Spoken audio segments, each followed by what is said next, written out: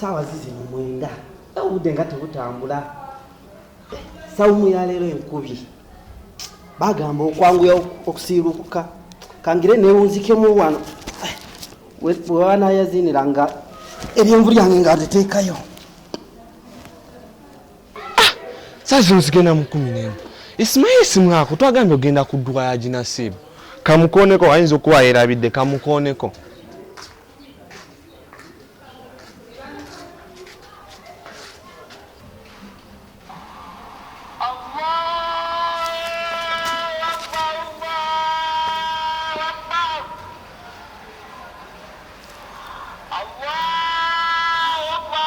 Anange